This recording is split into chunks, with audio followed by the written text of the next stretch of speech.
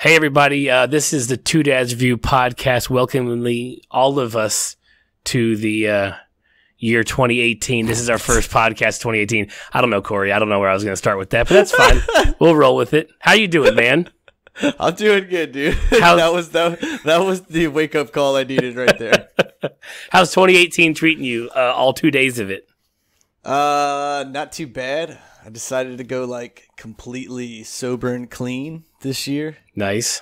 So, no smoking, no drinking, no 5-hour energies, no Diet Mountain Dew. Well, that would explain your energy level a few minutes ago. Yeah. Pretty much everything that I consider myself to be slightly addicted to, I've just axed it. I was like, I'm not even gonna fuck around this time. I'm not gonna put rules behind it. I was like, we're just getting rid of it, and we're gonna deal with the bullshit that comes along until I'm used to being without it. Dear God. Well, everyone stay tuned over the next few months to see how this turns out. Oh, yeah. So if you are new to our podcast, welcome. As our podcast is called Two Dads Review, we're just a couple of dads who like movies and TV shows and shit, and we talk about them when our kids are asleep, all few hours that we have in the evening, once a week of that. So that's pretty much how we roll. You can all go ahead. Gangsters. I mean, kind of like gangsters. You can always find us over at twodadsreview.com. That's where all of our podcasts are up. We just did 25 during the year 2017 was the year we started, and it was 25 good episodes. It started with a lot shittier mics and us not knowing what the fuck we were doing, and we still kind of don't know what the fuck we're doing, but we have better mics. And that's all that matters. We're slightly above the learning curve, but just barely. Just barely, just enough to keep it going. Exactly. So we thank all of you who have been here from the start for continuing to come back each week and listen to us. And we always welcome our new listeners because we see you guys come in every week. And it's great that we're reaching new folks. We kind of jump around the gambit when it comes to the type of TVs and TV shows and movies that we review. So we're liable to catch new folks any and every week. That being said, this week we will be reviewing here shortly Pitch Perfect 3, which is pretty much kind of our it's a nice way to ease ourselves into 2018 just because it's just the week of New Year's. It's a singing movie. There's not a whole lot to it. Yeah, we're not going to spend 2.5 hours on theories of the plot of Pitch Perfect 3, but we'll go over it. We'll go over the plot that was there and how much of it we enjoyed. And, we had a good old time going to the movies and seeing that one. It was us and I think there was a group of ladies that was a couple rows down, and we were just all laughing, having a good time. Yeah, there was a young couple above us, and then there was that family that was the whole all together, and that was pretty much it in theater. Right. It was all the girls. I was like, yeah, that's okay. I was like, this is my guilty pleasure. I love every single one of these movies. Fantastic. It's not guilty. I wear that badge proud. So I figured, though, before we jumped into Pitch Perfect, since it is the first podcast of 2018, that we'd kind of take a step back and look over, how 2017 went when it came to movies. Everybody, everywhere I look on social media and just anywhere right now, the news is just everyone just hated 2017. 2017 sucked. Most of them are Trump related or some form of government something related. But there were some decent movies that came out last year, and I kind of wanted to roll through just a quick list that I found of the highest grossing movies of 2017. And Corey, I didn't run this list by you to start, so you let me know if any of these are surprises. Okay, will do. I'm surprised. I guess I'm partially surprised by number one and not surprised by number one. So number one grossing movie of 2017 as we stand right now is Beauty and the Beast, the remake with Emma Watson. Okay. And I don't know if they've made $1.26 billion on that movie. And it was released, I don't know, last summer, in the summertime, I believe. So they've had half a year of I guess it's box office grossing, I guess. No, it's worldwide, so I guess it's everything. I don't know. Yeah, I mean, that is a little surprising. Yeah, I mean, I guess the second number 2, which is also not surprising, but kind of, is Fate of the Furious. That's not really surprising, man. That franchise just makes a killing. Like, you're either getting into them now because The Rock made them popular again, right? Or you were like me and you watched them and you went out and bought a Honda Civic and lowered it and fucking fixed it all up and did everything you possibly could to a car because of that movie, right? And then and so, you know, there was a couple like, but I still watched them. I was like, dude, I've been through 4 already. I might as well just like keep this train going. And then they came back like action packed, a little like more updated, I guess you could say, with it, you know, and like The Rock just kind of carried it. I feel like it was like, you know, well, everything he touches turns to gold. Apparently there's a whole bunch of turmoil between Tyrese and The Rock. Hey, man, it's just funny to me. The Rock's got a work ethic, and some guys don't necessarily deal with that. Is that what you're talking about? Because there were some comments during this one that he was like tweeting about or on Instagram about work ethic and how folks should do their jobs like they're paid to do and stuff like that. Is that what you're talking about? Yeah. Basically, he was like, "You bunch of whiny little bitches, shut the fuck up and do your job." And like, I guess Tyrese got all in a huff of puff. You know, don't tell me how to do shit or whatever. I don't know. Yeah, I'm not sure of all the guys I would pick to step to would be The Rock. Like, no, you're right. You're absolutely right. Yeah, I mean, like, Tyrese isn't a small dude at all, like, by any stretch of the imagination, but he's not The Rock. Right. Like, you know, it's like, hey, yo, man, Tyrese, like, 99% of the time, I would give it to you. But that's The Rock. Like, I don't know, dude. You could go against fucking Hulk Hogan, and I'll be like, dude, sorry, man, that's Hulk Hogan. Right.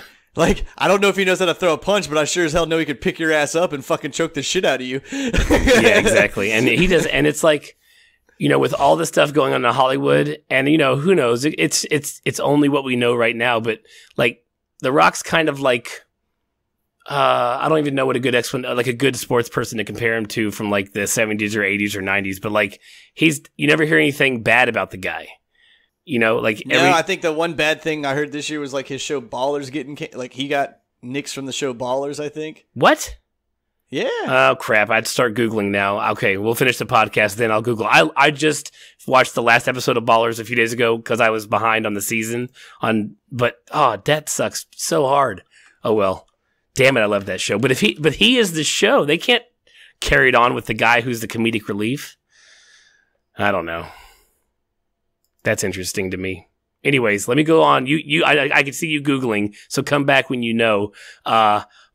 So number 3, this should be kind of surprising only because it was released only a few weeks ago, but not really surprising. Star Wars Last Jedi has already grossed $1.05 billion since its release. So they're doing just fine on that bomb of a movie. Yeah. According to all the Star Wars fans. Yeah. Apparently it's still $1 billion movie. Yeah, I think they're just fine.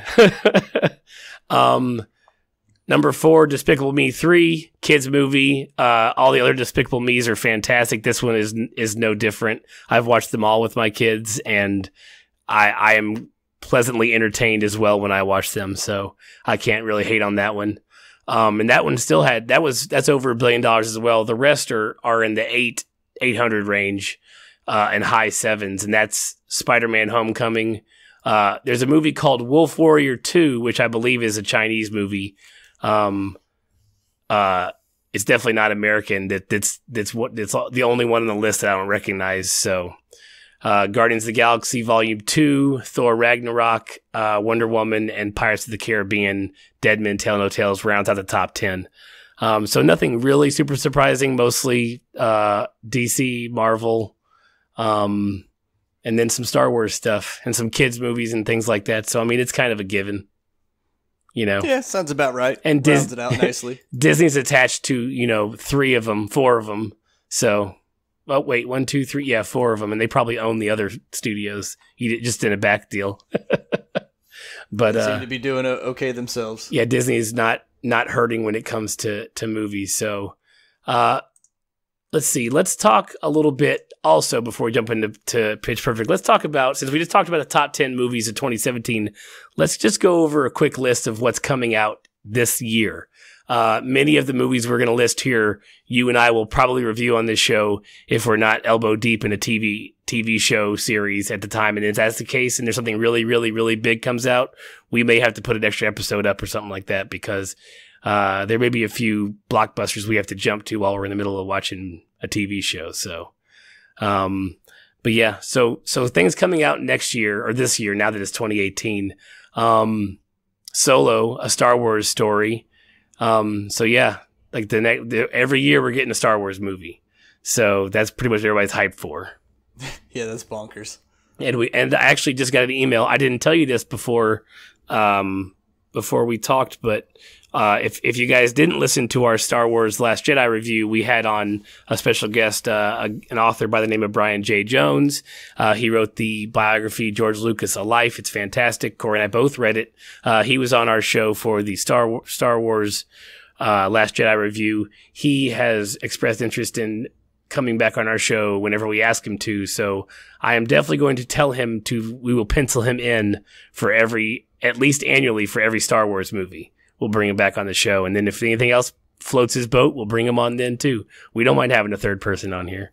No, it was fun. It was a good time. One of our most fun podcasts. So yeah, it definitely rounded out, it ended our year nicely. We also get Avengers Infinity War is coming out, I guess middle of the spring or summer, I think, right?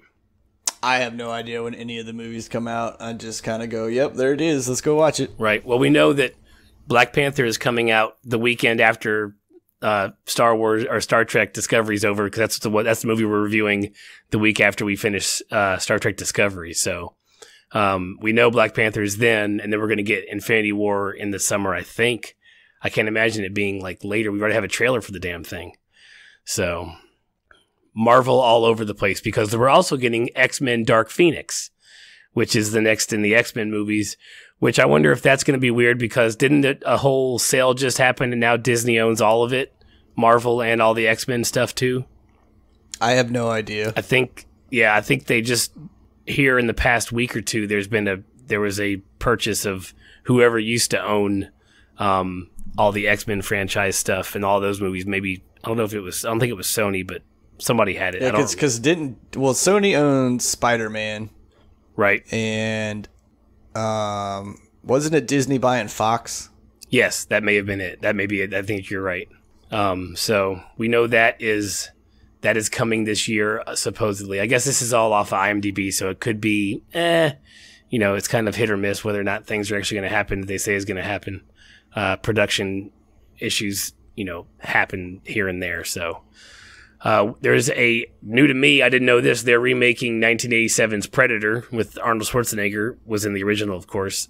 This one stars Olivia Munn and Yvonne Strahovski, which, okay. I mean, I don't know what they're going to, I don't know what they're going to, how much of a remake, if they're all going to be like elite soldiers in the woods, but hey, I haven't seen anything about it. I just read it right here, so we'll see how that turns out. It could be cool, though. It could be cool. I mean, I love both those actresses. Don't get me wrong. Yvonne Strahovski was on Dexter. She was also on. She's currently on what? What's the one on Hulu? The Handmaid's Tale. Yeah, there we go. Yeah, she's in that one right now. So I mean, she's great. Olivia Munn's awesome. Let's see what else is coming out that really, we know we're getting the Aquaman movie next year or this year. God damn it. It's 2018. I got to stop that now. So that's cool. What else is coming out? New Jurassic World. The next one in that series is coming out this year. We're going to review Annihilation, I think, the week after, Black Panther. That is the one with, Natalie Portman. And it actually stars also the guy that plays Poe Dameron in Star Wars. So that movie looks kind of interesting. We'll see how that turns out. But yeah, there's a whole bunch of other ones that are coming out. But those are some of the big names that are happening in 2018. So it looks like it'll be shaping up to be a pretty good year. Yeah, no, those every one of those films sounds enticing. I'll watch it. What did you say? Annihilation? Yeah, is that what it was called? Yeah, I have no idea what the hell that's about, but I'll have to look it up. Well, let's see. I watched the trailer. I haven't. My wife was like, "You guys have to go do Annihilation." I was like, "Okay." Natalie Portman, she's awesome. I'll watch her and stuff. I watched the trailer today. I'm still not sure I know what it's about. Except Natalie Portman plays some sort of biologist, and her husband does things. And I don't know what he does, but he goes into this like zone on Earth, I get, but there's like some sort of like weird wall of shimmery colors, and like anything they ever send in there doesn't come back out. Drones, squads of people, and he does, but he's like in a coma. So while it may have Poe Dameron in it, he may just be on a hospital bed for 90% of the movie. I don't know.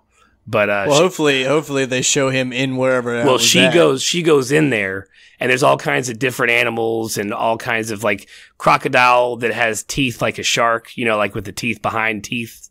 And she's like, it's impossible to breed animals of different species, but they're like, here's one right here, so I don't know what to tell you. So it's kind of I would probably determine as like a sci-fi fantasy, but I don't know, sci-fi-ish fantasy stuff.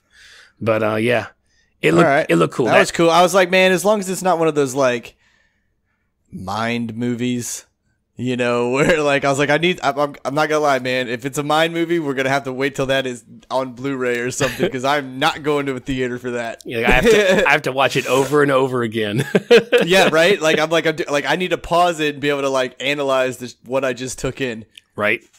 So okay, so that's just kind of what's going on in 2018. Let everybody who hasn't had a chance to Google around or hadn't heard about certain things, because hey, there's a few movies on that list I did not know were coming out. So I'm interested to see how they turn out and what they turn out to be. And I'm sure when they come up, we will get a review out for you. That being said, shall we move into Pitch Perfect 3, sir? Yeah. I was sitting today trying to rack my brain for all the times that we were like falling out of our chair in the theater laughing. Because look, all right, so spoiler free. We'll start out as we always do with our movies. We'll go spoiler free first. Give me what were you expecting going into it?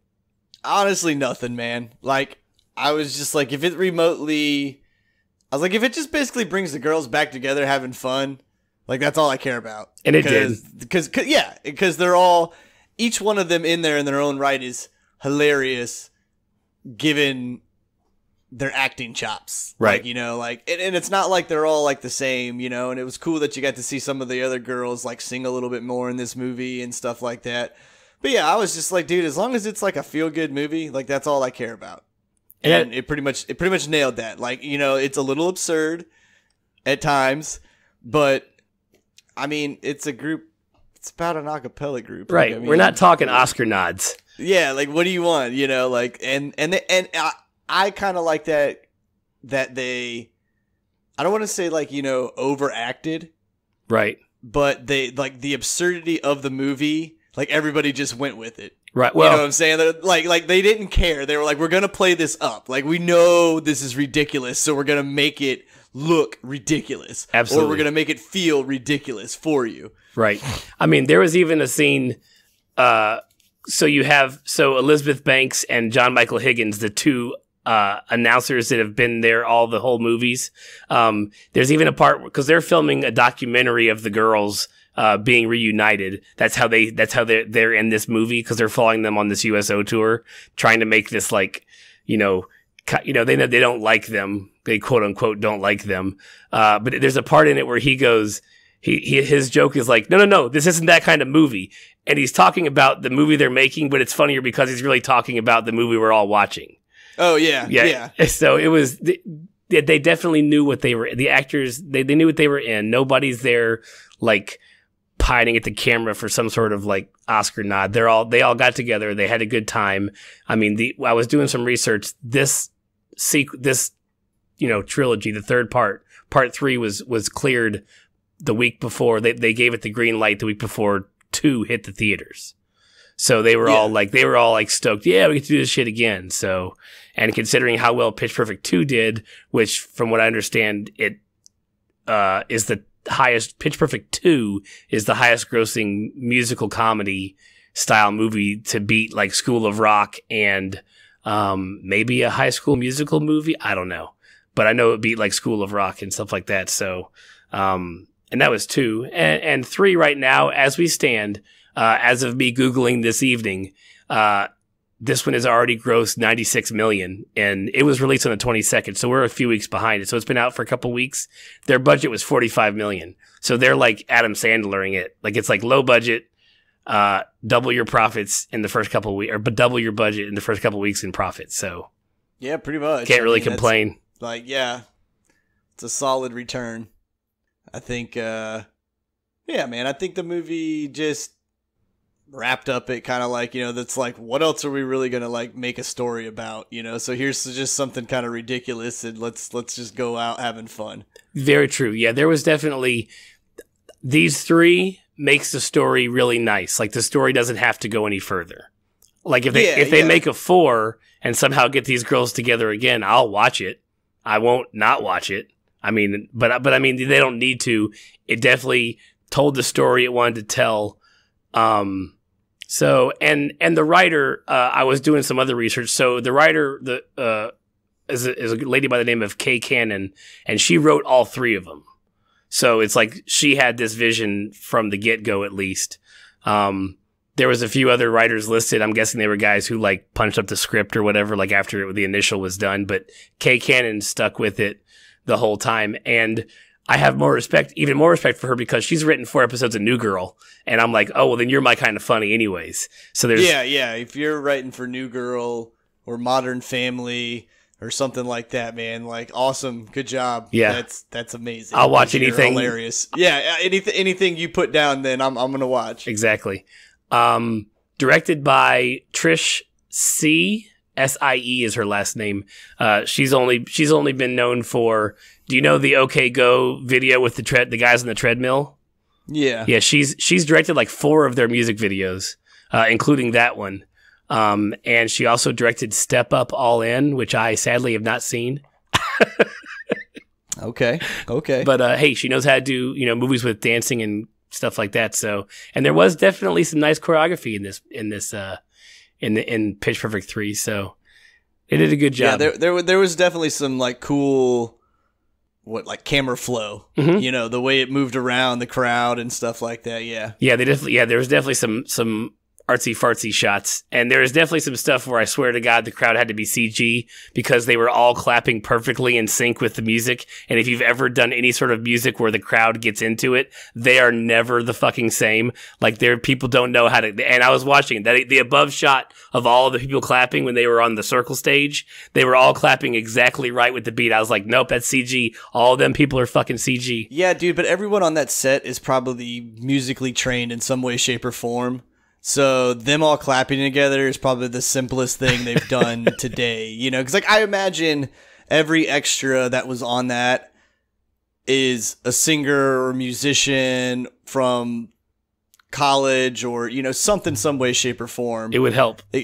Yeah. Like, I kind of just, plus the crew. So I'd imagine like that. I mean, yes, it could be CGI, because Hollywood will CGI the hell out of anything, but it's probably just like a bunch of music majors from USC or something like that, and they're like, "Hey, can you guys clap and sync?" And they're all like, "Clap, yeah." I need 400 people from Juilliard at this place right now. We're gonna do this. Basically, yeah. That's all that is. Yeah, it was more of like they found like 10 folks who could do it, and like CG multiplied them around the entire. I was looking for like the same guy in another area to be like, no, you just copy and pasted this entire group all the way around. Excuse me. We're all still, as one thing this podcast has taught me is how much I'm actually sick this winter and fall, because there's been numerous times that we've been on this thing and been like, nope, gonna have to drink a lot of bourbon or postpone it a day because I can't even talk right now. I'm just barely over whatever the hell. Apparently everybody in the US had some bug in the past 2 weeks. Like the Christmas bug, like everybody was shitting and vomiting all over themselves in the past 2 weeks. And I have no clue what's going on. But the kids have been sick past week or two. Like, just get it. Just everybody stop dripping things. It's just gross. Freaking kids, man. Yeah, they're just little petri dishes, man. Yep. They just walk around licking doorknobs and you're like, well, gonna get something now. We're gonna all have some sort of plague. Yeah. So anyways, back to our original topic, not children. So the scores for this movie, because Rotten Tomatoes takes themselves so seriously, gave this movie a 31%. I'm really what is it? Metacritic or Metascore is a 40. Yes, it's a 40. I mean, how are you so out of touch with the type of movie you're watching that you're going to give it a 30 or a 40? I just don't get it. I don't understand at all. Because so something else we're going to bring in from now on. Corey, are you aware of the site called CinemaScore? Nope. Okay, so this is really cool. So this thing has been around since like the early 80s, but they have offices in like 25 of the major cities in the US. And each opening weekend on that Friday, they send out a crew to to survey people coming out of the theater on opening day. And they say, here's a card, tell me your age, your sex, and give your movie a score from an A to an F, and would you go see it or buy it, a Blu-ray or something like that? Like there's like 5 questions. And they usually predict, like big hits. Like they've been able to correctly predict like major big hits like Dances with Wolves and stuff way back in the 90s. So this one got an A- because the people who are going to see Pitch Perfect 3 want to see Pitch Perfect 3. You know what I'm saying? Yeah. It's not everybody that's gone and seen that movie, Pitch Perfect 3, has most certainly seen 1 and 2. Exactly. Or at least 1 or 2. Exactly. But I don't see a whole lot of people going in there that haven't seen the movie. Agreed. Right? Like at least some part of some of it somewhere. Like they know exactly what they're going to watch. Right. And it kind of falls into stuff from last week's review when we did Bright from Netflix, is that if you have somebody who's going to see a movie that's based in a fantasy style realm where there's like orcs and elves and humans, and it's like modern day 2017, 2018 time frame, they're not going to like it because they're not fantasy fans. But the minute when my wife and I saw the trailer, we were like, "Oh shit, orcs and elves! This is gonna be fucking awesome. Let's go watch it. We can't wait to see this when it comes out." Yeah, don't send the guy that fucking loves documentaries to like the sci-fi film, right? But I mean, also don't send the sci-fi nerd to the sci-fi film. Like I don't, you know what I'm saying? Like I want a dude that's like, yeah, man, sci-fi's cool. I'll go check it out. Like, that's the dude I want to review the movies. Or he's like, I'm not a huge fan of horror, but this movie seems intriguing. Right. That's the guy I want to review the movie. Not the dude that's like, I hate slashers. Well, then don't go see fucking Jason. Right. Like, No, I get you. And you're right. And I think that you and I have done a decent job of that because we both have our nerd lanes are different. So where you may love one movie, I may be like, it's okay. Or where I may fall over a movie, you're like, it was good, but here's what I saw wrong with it. And I think that sort of, I don't know, just the ability to step back from your own stuff, your own views on stuff, when that's your job to review movies is starting to show on these people who have been doing it for, years and years or whatever. These people they're just jaded to movies in general, I think. Yeah, man. They were all hurt in some way, shape, or form. No, only that guy last week who gave it a 0. How hard is it to find a good, reviewer? You know what I'm saying? Or is it just one of those things where now, if you're considered a critic, you just have a glass half empty? People, is that the people that do that? They're just like, oh, I hate everything, so I'm gonna go be a fucking critic because that's the only job I can ever have, where I can just bitch 100% of the time, and then every so often, I'll throw in a fucking right field A+ review on something, and you'll go, what the fuck are you talking about, dude? That movie's fucking garbage. Agreed. I completely agree with you. I just don't get it. And I didn't even really realize it until you and I started doing this. Like this, this is podcast just for fun, but when you read day in and day out, just these movies that we enjoy and these shows we enjoy getting shit on. And hey, look, it may seem recently that we've liked everything we've seen, but go back and listen to our American Horror Story reviews episodes, because we shit all over that show and we love American Horror Story. So, we're not completely just blinders on loving everything that gets put out in the world when it comes to movies and TV. But man, some of these folks, like, you do this for a job. I do this for fun with my buddy on the internet. So, Well, yeah, 2+, I mean, like, also, like, I think when we go to movies, it's probably a better chance that we're going to like it than the TV show, because the TV show is going to change week in and week out for the most part. So it's always like, well, that was a cool episode. Episode, whatever, like, meh. And then there's always like the dreadful, what the fuck just happened? I can't believe I wasted my time doing this shit. But, like when we pick a movie, especially right now, since everything is just sequel or trilogy or, reboot. Yeah, or a reboot, like, exactly what you're going to watch in a movie theater right now. Like, so that's why I'm saying I don't understand how you can have so many negative reviews about certain movies. Like, they just don't make sense. I'm like, who hated that? Like, why would you hate anything about that? There was like a feel-good movie. Right, which is what exactly Pitch Perfect 3 was. It just felt good. Like, it was when it wasn't just a straight comedy, there was some emotional stuff there at the end. I was getting a little bit choked up. I mean, a little bit. Yeah, I mean, they definitely, especially if you've watched the first two, like there's kind of some good pulls back with characters and stuff like that and everything. Yeah, like you were just like, man, this is like an end to my buddies. Right, exactly. Kind of sucks, but this is also really funny at the same time.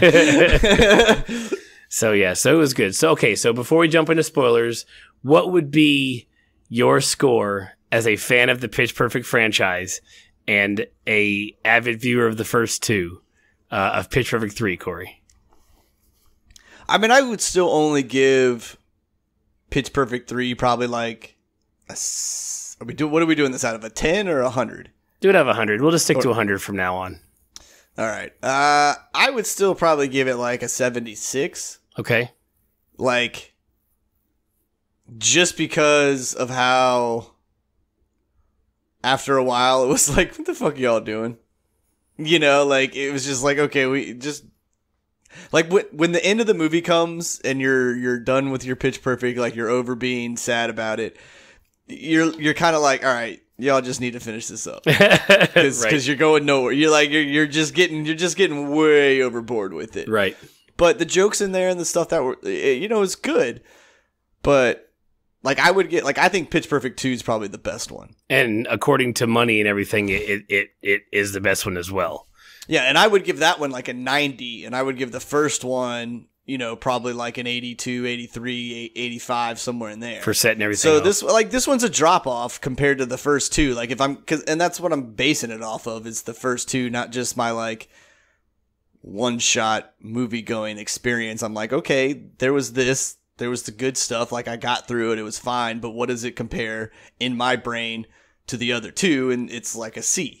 Where the other one was like, the first one was a B and it got me hooked. And the second one, they nailed it out of the fucking park. And then this one was like, hey man, we're just bringing you back because we know we're going to do some funny shit and we know you guys like it.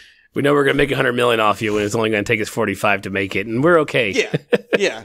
We all know that going into it and we're fine with everybody here acting just wanted a paycheck for the year. Yeah, exactly. So, for me, I like the musical type shows and movies. Like, I watched all of Glee when it was on TV.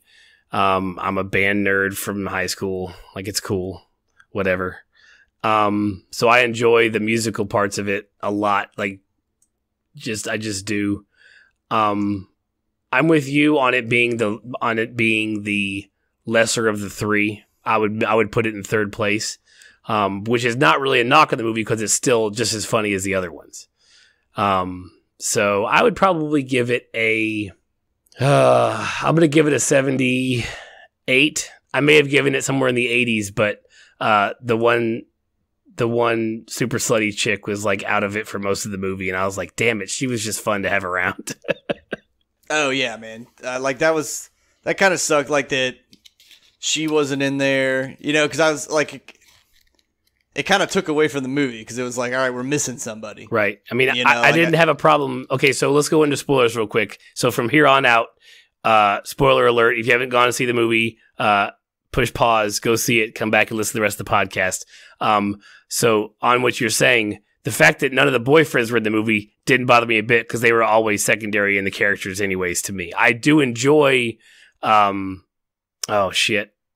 The main two boyfriends, one of them being the guy, I think, I forget his name now, but he's super funny. The guy that Fat Amy was going after in the first movie, and I think the second. Oh yeah, homeboy from Workaholics. Right. And also from Modern Family, right? Yeah, he's got a. He had a part in that for a while. He was the Manny of Jay's kid. That's yeah. The fact that boyfriends weren't in it didn't bother me, but the fact that I think her character's name is Divine. Yeah, yeah, that's right. He wasn't in it, neither was the other guy who looks like a younger Dane Cook. That guy. They both weren't in it, which is fine. I didn't have a problem with it. But like, I think her name is Alexis Knapp. Stacy is her character. We find out she's in the first part of the movie, but then we find out like right away that her character is pregnant, and then all we get from her later on is like a Skype call when the baby's born, which is cute because all the girls are all cooing all over the baby. But it's like, and that's all we get from her the whole movie. I was like, damn, man, because she's just fun. She was a funny character. I liked her. So yeah, she was good. Like secondary humor, like when she spoke or did something, it's just you're like, yeah, there it is. There she is. Cool. Exactly. You weren't missing like it's not like if Anna Kendrick or Rebel Wilson hadn't come back for the movie, which I did hear they may be doing a Fat Amy spinoff, which I would probably watch. Oh yeah, I would definitely watch that, especially now with all of her money. Yeah, from the end of the movie, we find out that her dad was like what was he like some sort of? I want to say he was like an arms dealer. Yeah, some sort of like spy or bad guy or evil villain or something. He is the villain of the movie, really. Which is funny because I'm not really. I mean, most of the time the villains of the movies were just other competition, but they had that along with an actual villain. A lot of daddy issues in this movie. Yeah, there was. Yeah, that kind of bummed me out too that there was the one sing-off in the movie. What, the riff off at the very beginning? Or the... Mm-hmm. Yeah, well, yeah, it wasn't really... The competition got swept aside early. Yeah, well, and then, well, even then, like when they showed the other band singing, it was with their vocals over it. It just like showed them. Right. I was like, dude, my boy Trinidad James is in this movie. Let him go. You gave him like one little line in the riff off. I was like, come on, man, we got to hear these people like sing. That was the whole point of the Pitch Perfect movies. Wow, holy crap! You're telling me all these people actually get to sing? Like, I mean, not actually get to sing, but can sing. Right. Like that's cool. Like that was what made the movies fun. And there was like that one, and then they were like, nah, we're not doing that again. We're not going to let you hear the other people sing at all. Right. So to get us to where you're talking about, let's jump through the first part of the movie. So all of the Bellas are invited by Emily, who is the one of the main characters from the second one. She's now a senior. This is 3 years later from Pitch Perfect 2.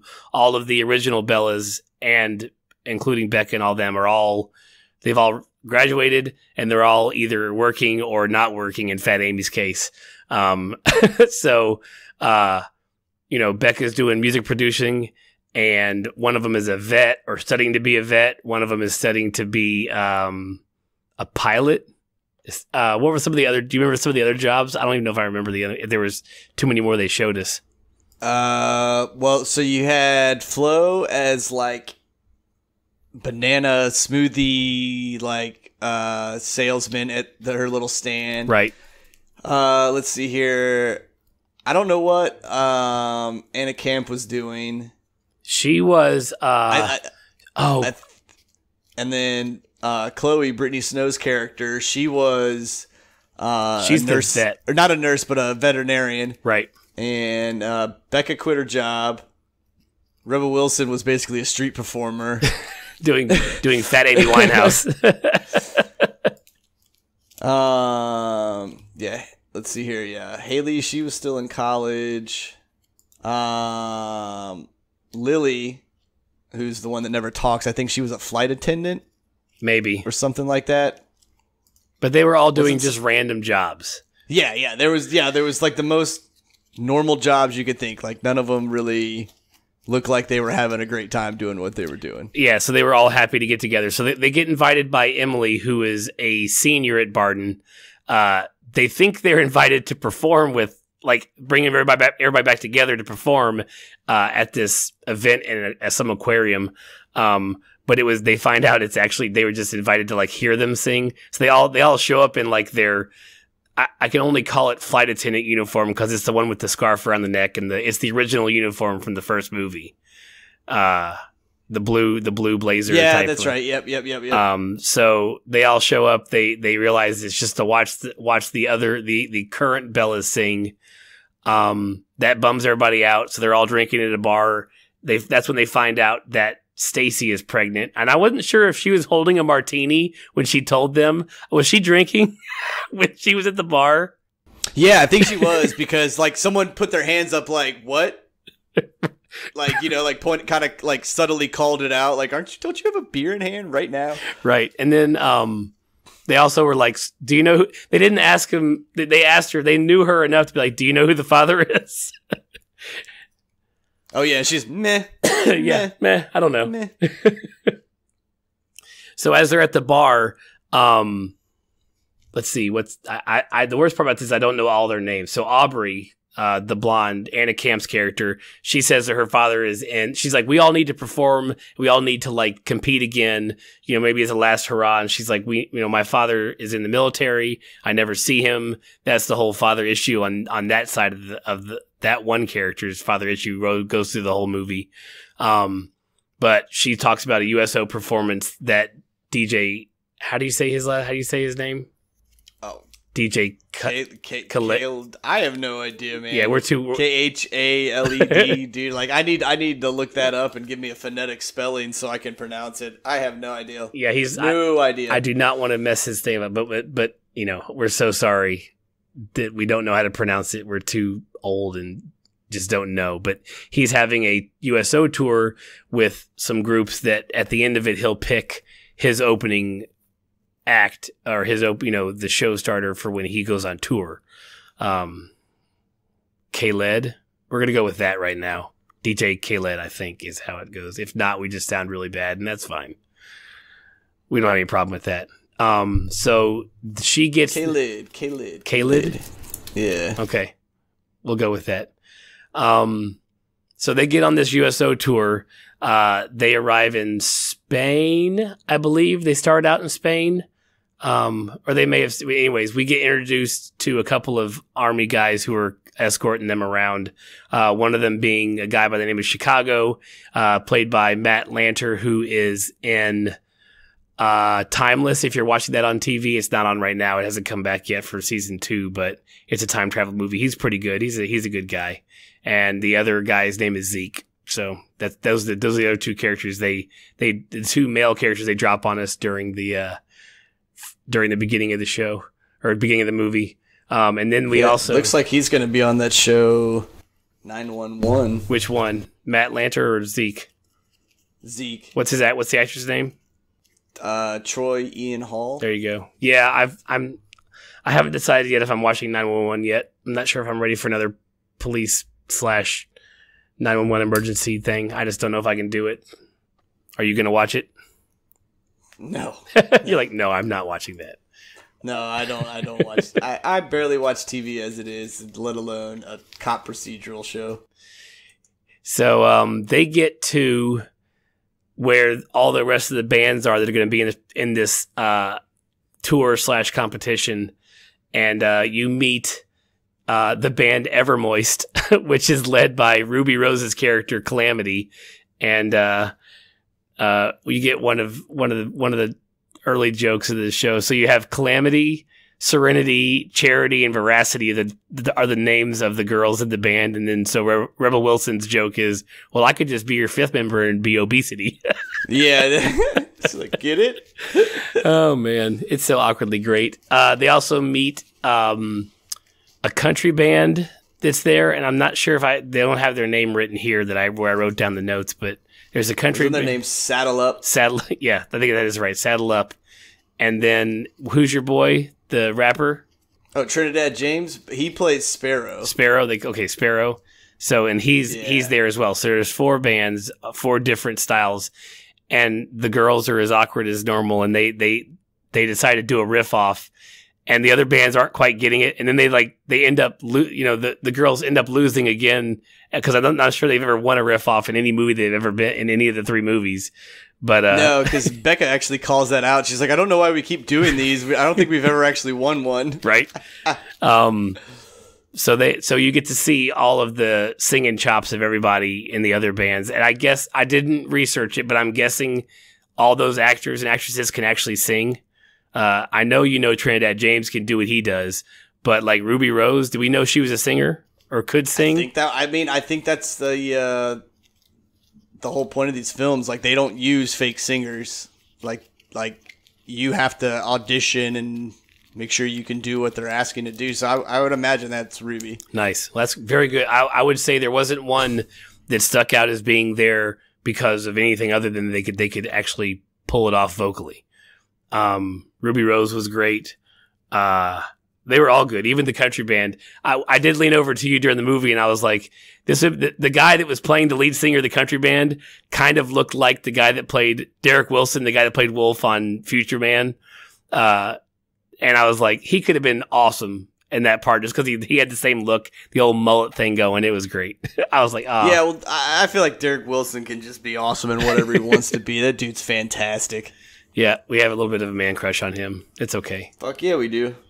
So let's see. They had the riff off. They lose, and I believe then they arrive at their hotel. Fat Amy finds her stuffed bunny from when she was a kid on her bed. I think did they show us? I think they actually showed us John Lithgow's face before she got upstairs, but we didn't know who he was. So the minute they show him passing and he like calls her something as she walks by or some shit like that, because it's like turnip top or whatever it is. Yeah, he definitely makes mention of something, and personally I was just too caught up in I was like, man, they pulled John Lithgow for this movie. I was like, that's nice, because I like John Lithgow. I like everything he's been in, from Dexter. I have brought up Dexter twice this podcast so far. That's weird. Yeah, but I mean, do you really think it's like that big of a pull to get John Lithgow? No, he's kind of he's kind of known for doing goofy shit too, and then he did some stuff and everyone was like, oh damn, he can actually seriously act when he wants to. Right.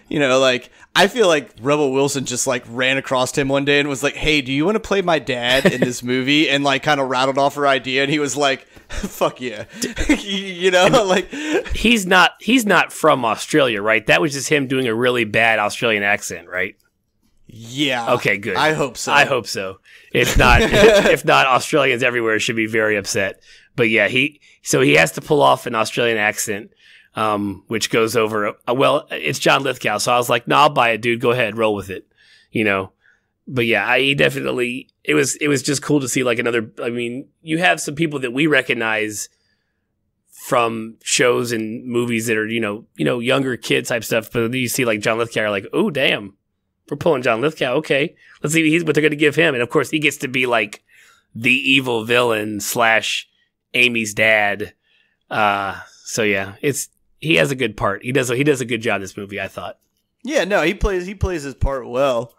I'm just saying, Tom Cruise in Thunderstrike to me was a bigger pull, or not Tropic Thunder. Tropic Thunder, right? Yeah, Thunderstrike. Jesus Christ.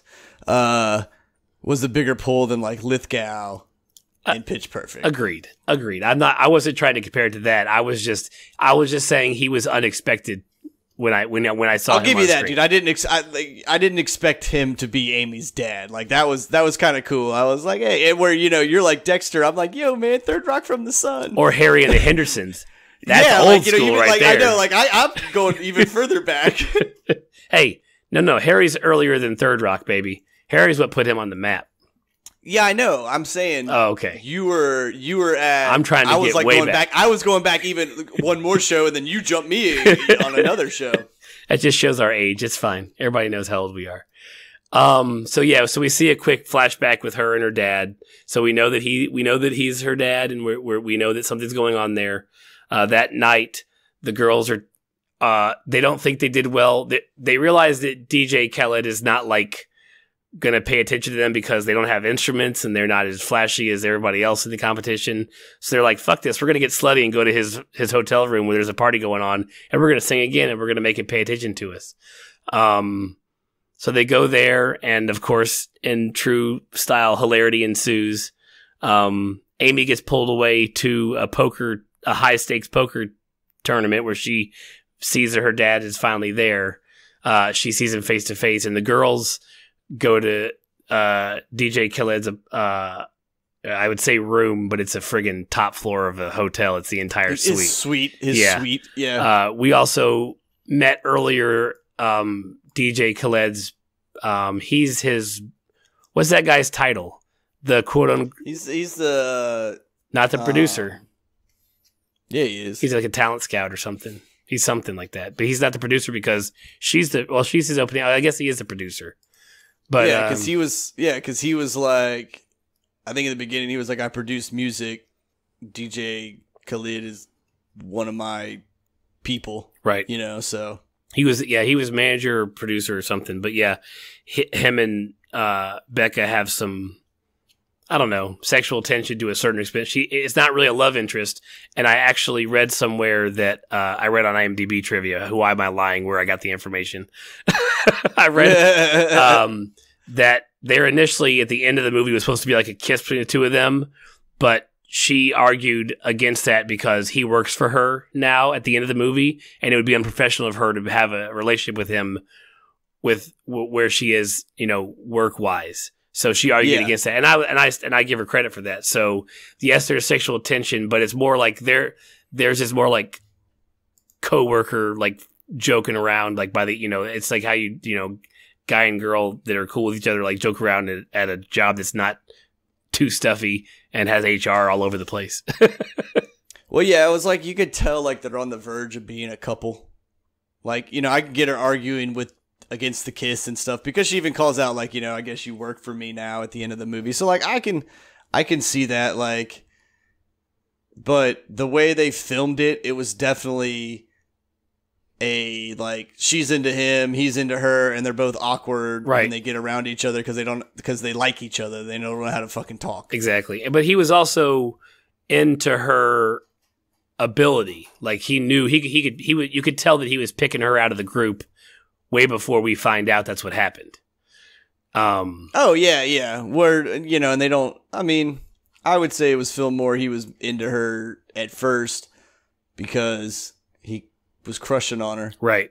And then found out, oh shit, she actually knows what she does. Yeah, and then when she did the whole like, well, he takes her. So during the scene we're talking about, he takes her into an area of the suite that's set up for, like if DJ Khaled gets like inspired, he has to start making some music. Like it's already set up, and it's got a microphone that is a thousands and thousands of dollar microphone in there. And she's like, "Oh, I was going to play on this anyways.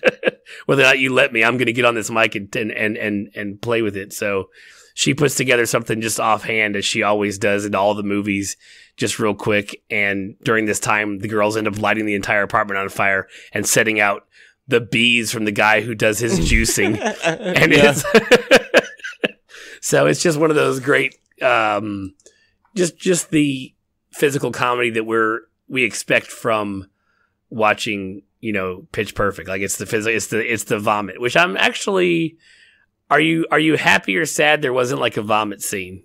I'm always happy when there's not a vomit scene. Like I don't ever need to see anyone puke ever. Like, I mean, the shit doesn't bother me, like, but I'm just saying, like, unless that dude is puking up something to get it out of their body, like Matrix or fucking drug OD movie or some shit like that, like, at no point does the whole, like, oh, I'm squeamish. If you throw up, I'm going to throw up. If you throw up, I'm going to throw up, like, scene. Like, that just doesn't need to, like, you can do that whole part, but I don't need to see the actual outcome. Right. Like, and I don't understand why, like, showing people actually puking in movies is even a thing.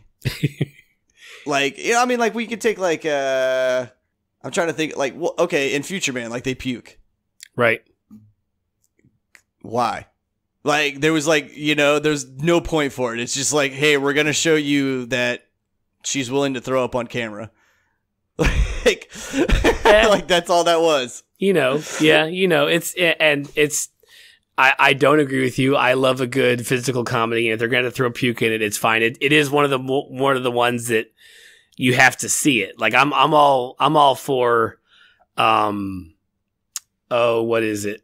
American Pie, like the shitting scene and stuff like that. Like, that's funny, but they don't show you it happening. They just show you the guy sitting on a toilet, or Jim Carrey, Dumb and Dumber. The scene with Jeff is Jeff Daniels. Is that right? Am I wrong on names? Mm-hmm, yeah, where he has the diarrhea, and like, that's funny. Like, that shit's funny to me. Like, I will piss on myself laughing. It's so funny. But yeah, but at no point do they show the shit. Agreed. And there's no good way to do a vomit joke without showing it, which, you're right, gives you that, like, whole squeamish thing going on. I agree. Yeah, I mean, you could do a puke joke, just put them around a toilet and then put their head in the toilet. Like, there you go, problem solved. Like, but like, this whole, yo, I'm walking down the stairs and I'm just gonna puke here because I got the fucking flu in the movie. Like, I don't need to see that shit, dude. I already know you got the fucking flu. Right. Funnier is dry heaving. Dry heaving is hilarious. Yeah, like, that's funny. I'll give you that, man. Like, that is hilarious. But the actual action, unless it's like, I can tell it's like hose behind the side of the face because it shoots out at 40 miles an hour. Well, in a scary, not in a scary movie, but like the actual scary movie comedies. Right. Like, you know, okay, cool. That's fine. But when it's like legit someone puking, like, you know, for that scene, they probably actually threw the fuck up. Yeah, I'm not, yeah. Like, well, no, I don't need that at all, ever. Well, rarely is that the case in comedy. Usually comedy, and even for Pitch Perfect 1 and 2, it's the hose style throwing up. It's the extremely projectile. It's not like real stuff. It's not watching the real stuff. So I'll give him that much at least. Yeah, I mean, yeah, for as puking goes, okay. It's more comedic puking, yes. Anyways, okay, God, let's get off of this topic. Ooh, boy. Okay, so moving on. So the suite's on fire. So that scene's all done. They did not get to sing like they wanted to. So then we get like a montage of them performing after the original performance, and or actually, I think they had the bad performance. Well, let me see. I'm trying to think. Because I think the suite was after the original performance, correct? The initial one? Yeah. Okay. Was after that first performance, and they did okay. Like DJ Khaled. No. They were singing well. Everybody was into it. It's just that Taps started playing. Oh, that's right. Taps cut him off, which is that's a killer. Yeah, so they got cut off, and so it was kind of like, all right, well, he only saw like a quarter of what we did, so now we're already a step behind. Exactly. But then and then they go and fuck the suite up, and then you get like a cool montage. Yeah, and that's when singing and all the shows. Right. So we get up, and that's the part that kind of like took me out of it, because this is what you were saying. You wanted to see more of what happened during the montage. You wanted to see them performing all the different places elsewhere and all the different bands performing, and I agree with you with that, because we did get a fairly extensive montage and then it's like all back into like the rolling plot with John Lithgow, and I'm like, wow, this is cool. I want to see some more singing. Well, yeah, because that's what I came there for. I came there for the comedy and the singing. Like, I didn't come for that plot part of the movie just to like move something along, because it really didn't even move anything along. It was just like, yo, Rebel, you're hilarious. Go do this shit. Right. Go talk with John Lithgow, and yeah, just do what you do best. So advancing the plot, Amy and her father meet up. She learns that there's a bank account, an offshore account that's in her name that has like $180 million in it that her mom hid when her father like when her father and her mother got divorced or something. And we learned that let's see. We learned that he just wants the money in the account from her. He's not there to actually give two shits about her or see her performance or anything. Yeah, because they did the whole like walking, and she pulled out the whole like fake stunt where she says she was on top of the pyramid and the pyrotechnics were going off or whatever. And then he's like, "Oh yeah, baby, that part was great." And she's like, "You weren't there, really, on the top of the pyramid?" You know, right? Exactly. Yeah, he acted like he had been to her performance because he had never seen her, sing before. So yeah. Oh, yeah. So right after this, we also learned that DJ Khaled has picked Becca only as his opening act, because the whole point is everyone's still waiting to hear, because the whole montage took us through the rest of the tour. So we're literally at the end of the tour when all this starts happening. So Becca gets the offer from Theo, who is DJ Khaled's producer guy. And she's like, no. She tells him no, like right off the bat, like, I'm not doing it. I'm not leaving my group. I came here with them. I'm not going to take a deal without them attached to it as well. Yeah. She tried, and he basically was like, take a moment, just think about it, and sleep let me know on tomorrow. Like, don't make any rash decisions. But she's like, no, I'm not doing it. Got to do it. Got to stay together. Right. At this point, Becca's like, she tells, at this point, all of the other Bellas except Amy are hanging out somewhere. And they're approached by a guy who's like, yeah, I'm going to take you to the, what's he say he's going to take him to? He's going to take him, I don't even remember. But anyways, he gets them all in a van. Oh, the Beautiful Frenchman, where he was like, I'm going to take you to the ceremony, basically, where he was saying that we're going to take you to where DJ announces who the winner is. Ah, gotcha. So they all pile in this black van, and they're like, yeah, here we go. They're singing in the back and all the good stuff. And then they realize that they're like on a boat. Yeah. She was like, are we floating? Oh, none of the doors will open. What's going on? So we learned that that'd be fucking terrifying, man. Just all of a sudden, your vehicle just starts moving. Like, because at first I thought it was like a giant magnet, like as bad as it was creaking, Yeah, it was. Fuck that nonsense. So we learned that Amy's dad is the one who has kidnapped the girls, and he's going to hold them hostage until she agrees to give him the money in her offshore account. Amy gets this information, goes to find Becca, who also wasn't with the group because she was being talked to by Theo and DJ Khaled, and so Becca's trying to tell Amy that he picked her, while Amy's like digging through her drawers, grabbing like tack gear and like ropes and all this other shit to like go after the girls. And it was just hilarious because she's like having this like heart to heart, and Amy's just grabbing shit from everywhere to oh yeah, she was throwing the most absurd shit in that fucking bag. She was pulling shit out of all kinds, and she was like holding up bras to yeah, she's holding up bras to Becca, and she's like, yeah, that'll work, okay, like, and like getting this whole like, which makes me like, again, this is where I'm gonna get nitpicky with the movie, man. I'm like, if she was such a spy personality kind of thing for so long and had all this training, like, why wasn't this brought up in like one or two a little bit? Just a little bit, like, right? All right, cool. Maybe she doesn't know about the money. That's fine, but she definitely knew that her dad was still like, I don't know. I guess they kind of explained it as like she ran away at 18 and had to hide from him, So I guess if you're trying to hide from someone, talking about it's not the best fucking way to stay hidden. Possibly, yeah.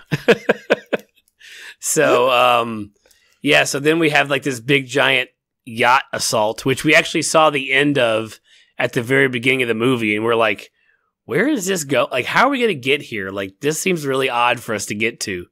You know what I'm talking about? No, what do you mean? Well, I'm not following your train of thought. We saw the explosion and everything at the very beginning of the movie. Oh yeah, but did you catch it where it said 3 weeks earlier? I did. Well, I think I came in late because my chicken fingers weren't done yet. Yeah, that's true. Yeah, Yeah, so there was like, so you see all that, and then it does the flash to Becca walking, and like in the middle of that kind of fade, it said 3 weeks earlier. Oh, I mean, I figured that's what happened. It was kind of a given, but yeah, so we've seen this. In case anybody who's already watched the movies, like, they didn't even talk about that. Yes, we've seen this end, but now we're back to where we were. We just didn't feel like bringing it up at the very beginning. But yeah, so Amy and Becca assault the yacht. I mean, you can't really say anything else from that. Becca likes. I did like how when Becca gets in there and all of a sudden she's like, "Hey guys, we need to start singing," and they're like, "When did you get here? You haven't always been here, you know?" She's like, "Yeah, I have. I'm just really small." And then like the other security guy that like they pan to his face and he like looks over and he's like, yeah, gives a solid like nod, like that makes sense. Yeah, That's she's perfect. tiny. Yeah. Yeah, she was here. I'm sure she was here. So they break into song, and in the meantime, Amy is whooping so much fucking ass on that boat. It is great. Like, dude, when they're doing the camera panning like from inside the what would be bedrooms probably or something like that in the boat, and you see her just going down the hallway, like when she punches that dude as she's walking by. we lost it. It was one of the funniest things in the world because she just drops a hammer on this dude. I was like, did not see that coming at all. Hey, let's just go ahead and put it out. I'm gonna put it out there. Like, while it was meant to be a comedy fight scene, there was some legit choreography in that fight scene, and it's a long ass choreography number of fight. Like, yeah, I love Amy's quote at the end of it where she's like, that's way too much cardio. Right. I mean, she even runs into like the person who trained her to fight. He's like in the kitchen, and she tears him a new one. And I guess she ends up at the very end. They all jump off the boat as she's gotten C4 out of the cereal box, which is where her dad always hid it when she was a kid. Yeah, because they referenced that earlier. Like, I knew something's up with my dad when I found C4 in a cereal box. She's like, old habits die hard or whatever. And so she wraps that in tinfoil and throws it in the toaster. And then everybody jumps off the boat and the boat explodes. So theoretically killing most folks on that boat. Yeah, because when the flame went off, man, I thought John Lithgow was dead. And then all of a sudden you see him at like the edge of the boat. And I was like, well, his suit should at least be on fire a little bit, because where that thing went off at, he was definitely right in the middle of it. Right. So yeah, so it was a fun scene. Definitely different than anything we've seen before in this franchise. So, and it was a fun scene to watch. They're rescued. They're good to go. They're all sitting around like in their like, you know, they're all recovering like in their little group, and Becca decides to spill the beans about being offered the opening act, and all the other girls, she was expecting them to all get mad at her, but they all were like, no, I got into vet school and I have a franchisable juice industry, you know, juice business, and they all had everything else done for them so she could feel free to pursue her dream without fear of losing her family. Yeah, everyone was all super accepting and like, no, don't be a dummy. Like, this is your chance to make music, then go make music. Yep. I don't think anybody in there would have stopped her. We did forget to say, do you remember the two girls in the movie, Jessica and Ashley? The one that everybody hates? Yeah, well, so the ones that like they call, okay, so they make references to them a couple times in the movie. They're like, even these two are here, and they're like, did they just, or no, she's like, it's Jessica and Ashley, and they're like, did they just say our names? And they're like, don't be silly, like, shut up, you know. And then Fat Amy at the end, she's like, if you heard anyone except Jessica or Ashley, I'll kill you. And then John Lithgow character sits down and he's like, so which one of you is Jessica and Ashley? Yeah, that was like the running joke through the whole movie. It was that. Yeah, and then the other running joke was Emily's character was Fat Amy hating every time Emily opened her mouth. Right, exactly. And it just went to, and that was just the whole movie. That was basically hating on Jessica and Ashley, and Fat Amy talking about Emily being so goddamn stupid. Yeah, and what you thought would have been filler by music was just a montage, and then there was like the one song at the end, and the rest of it's just kind of simple slapstick humor through the rest of the movie. Yeah, but it was a good. We laughed plenty. at the very end, we get DJ Khaled introduces Becca. She sings Freedom, the George Michael song, and then brings all the Bellas on stage. They all get to sing with her kind of as a farewell. Gets a little emotional for everybody. And then, like, what was the line that the Asian girl, Lily, she was like, when they were sitting around talking. She's like, Satan's finally left my body. I'm free. And she like talks out loud normal. And we're like, and that was when Becca was telling everybody that she had won the gig. Yeah. So it was, it was just an all around great movie. And Elizabeth Banks and John Michael Higgins, we didn't talk a lot about them, but he had his normal chauvinistic jokes, which were perfectly placed in my opinion. It's hilarious whenever he opens his mouth as his character, just all, and just the, as a woman, you can't do this or that or whatever. And he just had those going the whole time. Yeah. John's character is on point in this movie. Like he's always had super slick one-liners throughout the whole thing, but like, he's always been such a chauvinistic pig. Yeah, it's. I love though the call out on him at the end. She goes, "Did you get all that recorded?" Elizabeth Banks' character, and he's like, well, this may be technology hard to comprehend for a woman." He's like, "It's simple for a man," and she's like, "Oh, because I didn't see the red light on," and he looks over and the red light's not on. And he's like, "Oh shit." Well, I think he said something like I seem to have made a very huge mistake. Yes, yeah. So anyways, that pretty much wraps the film, the movie. They also do, like, during the credits, there's like a montage of like, I don't know if it's cut scenes or bloopers or a combination of both from like the cast, like screwing around. It looked like it was from all three films. It was from all three films. That is correct. So it was really cool to kind of see the look back onto all the stuff. And it was just, look, the movie was not, like I said, we're not going to have any Oscar nods. But if you're going to sit down and watch Pitch Perfect, you may as well watch all three of them because they're all great. Yeah, definitely. And it wraps the whole franchise up in a bow. If they go any further, I'm guessing it'll be forced. It'll feel forced. Yeah, like, I mean, I'm already like thinking in my head of how they could go forward. And the only thing I could think of is like Amy takes her $180 million and uses it as like some street performing thing, and then somehow like gets entered in some street performance art contest, and like, that's what I'm saying. Like, however they bring it back, it'll just have to be utterly ridiculous unless Becca does a side project and they're like our harmonic group. Well, so here's a good question. Let me ask you this. If they were to do a Fat Amy spinoff, do you think Rebel Wilson could handle it on her own? Oh yeah, dude. I think she could carry the film easily. Do you think? Okay, because I think honestly, if they do a Fat Amy spinoff, it's not going to be a whole lot of singing. Mm-hmm. There'll be a few moments of it, but I bet it would be more of her day-to-day routine of just like you would actually probably see Becca in there for like 10 minutes here and there, if they're still living together and stuff like that, and it would. I feel like it would almost be like a sitcom type movie. Yeah, where it would be a day in the life of Fat Amy, basically. I'm just not sure. While I love Rebel Wilson and a lot of the stuff she does, I'm not sure if she is lead material. I mean, I don't want that to sound bad, but like, she's hilarious, but she needs to have someone else's.